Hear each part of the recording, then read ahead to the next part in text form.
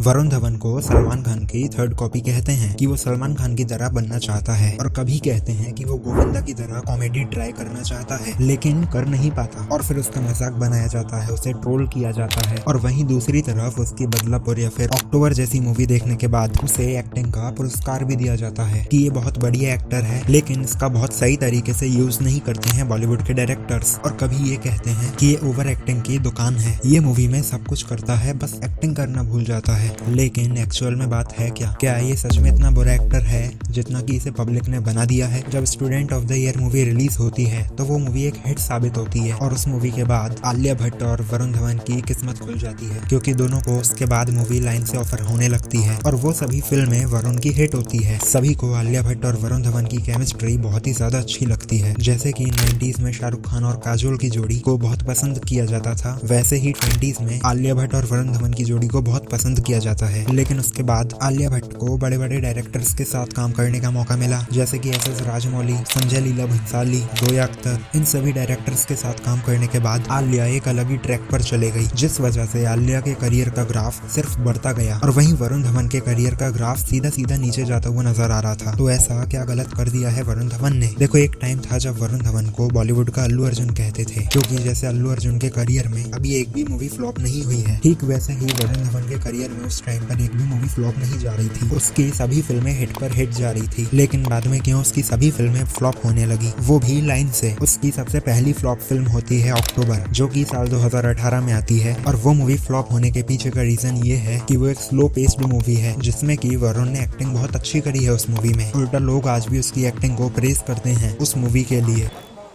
बहुत अच्छा, उसने एक्टिंग बहुत अच्छी की है। मतलब इमोशनल था और थोड़ा स्लो था मूवी। वो वरुण धवन की एक्टिंग अच्छी थी, वरुण धवन का काम अच्छा है, लेकिन लोग मूवी की स्टोरी को बिल्कुल भी पसंद नहीं कर रहे। बोरिंग दे दो, बोर बकवास। फुल टीपी थी, क्या पिक्चर बनाया यार, खाली एक फूल दी तो गिरा रहा कब से। पिक्चर नाम अक्टूबर का है, हॉस्पिटल होटल दिखा रहा है, क्या है क्या पिक्चर में कुछ नहीं है, बोगस पिक्चर है, फ्लॉप फुल फ्लॉप। उस मूवी ने वरुण का रिकॉर्ड ब्रेक कर दिया था, जो कि उसने एक हिट मूवी का रिकॉर्ड बनाया था। उसके बाद वरुण की दूसरी मूवी आती है कलंक, जो कि साल 2019 में आई थी और वो मूवी भी हो जाती है फ्लॉप। एक इंटरव्यू में वरुण ने ये बताया कि उसे मैनिफेस्ट किया गया है फ्लॉप मूवीज करने के लिए, क्योंकि वो इतने सालों से इंडस्ट्री में काम कर रहा है तो उसे एक आइडिया हो गया है कि क्या काम करेगा क्या नहीं। लेकिन कभी कभी मूवी हम अलग अलग रीजन से करते हैं, कभी पैसों के लिए, कभी रिलेशंस के लिए। अब वरुण ने वो मूवी किस चक्कर में करी वो तो नहीं बताया, लेकिन उसे ये पता था कि कलंक मूवी उसकी फ्लॉप जाएगी।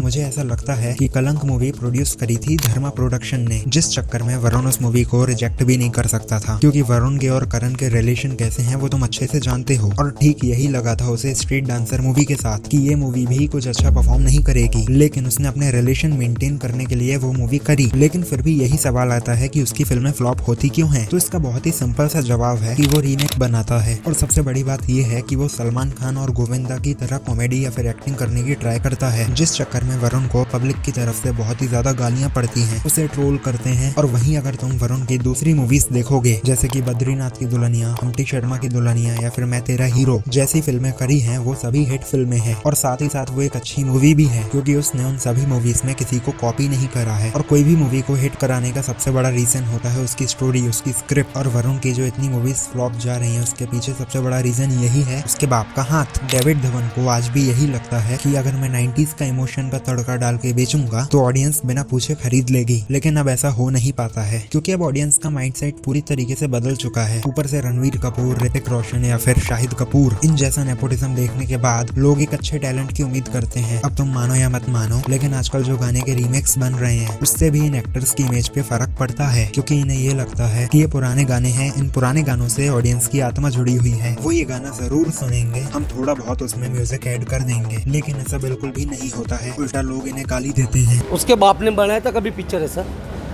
इतना क्यों डिसअपॉइंट? अरे पिक्चर है क्या, कुछ भी दिमाग लगा के बना दिए पिक्चर, मजा नहीं आया। मोहन जी लिखा ना, मोहन जी लिखा, पिक्चर देख रही हो, मजा ही नहीं है। अरे बाप रे, कियारा एडवाणी, कार्तिक। जैसे कि कार्तिक आर्यन के साथ हो रहा है। वो बेचारा भूल भुलैया के सीक्वल्स बना बना के अपना करियर बना रहा है। अब लोग उसकी मूवी इसलिए नहीं देखने जाते हैं कि वो एक अच्छा एक्टर है या फिर अच्छी एक्टिंग करता है या फिर उस मूवी की स्क्रिप्ट अच्छी है, बल्कि वो मूवी का ब्रांड नेम इतना बड़ा है कि वो उस मूवी का नाम सुनते ही थिएटर में चले जाते हैं। अरे अक्षय कुमार का पहला पिक्चर अच्छा था, अभी ये निकाल के कुछ मतलब ही नहीं आता। जी लिखा ना बॉन्जी लिखा, ये क्या पिक्चर पहले भूल भुलैया कौन सा था, ये कौन सा?